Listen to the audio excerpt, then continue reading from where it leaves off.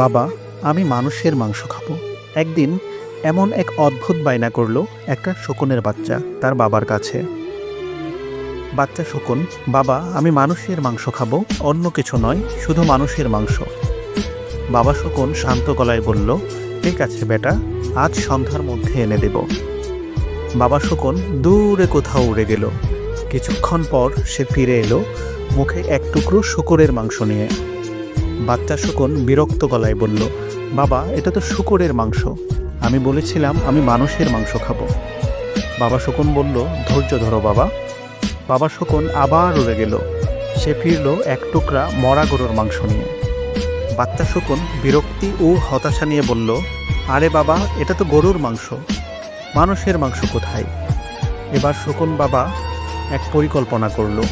সে শূকরের মাংসটি রেখে দিল একটি মসজিদের পাশে, আর গরুর মাংসটি ফেলল একটা মন্দিরের পাশে।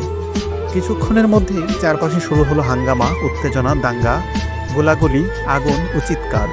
চারদিকে ছড়িয়ে পড়ল অসংখ্য মানুষ এবং তার দিকে পড়ে থাকলো অসংখ্য মানুষের নিথর দেহ। সন্ধ্যা ঘনিয়ে এলো। বাবা ও বাচ্চা শকুন নিচে নেমে এলো। শত শত লাশের পাশে বসে শুরু করলো ভোজন। বাচ্চা শকুন অবাক গলায় বলল, বাবা এত মাংস এক জায়গায় কিভাবে এলো?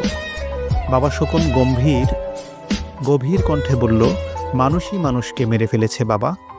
সৃষ্টিকর্তা এদের সৃষ্টির শ্রেষ্ঠ জীব বানিয়েছেন, কিন্তু ধর্ম আর রাজনীতির নামে এদেরকে আমাদের মানুষের থেকেও হিংস্র বানানো যায়।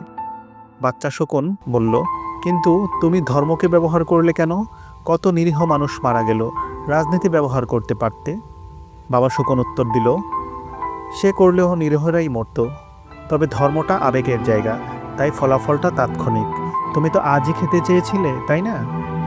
রাজনীতি জটিল, শুরু হতে সময় লাগে, কিন্তু একবার শুরু হলে সেটা আর থামে না। বাচ্চা শকুন মুগ্ধ হয়ে বলল, বাবা তোমার তো অনেক বুদ্ধি। বাবা শকুন উত্তর করল, আরে ধুর, এসব আমি মানুষের কাছ থেকেই শিখেছি।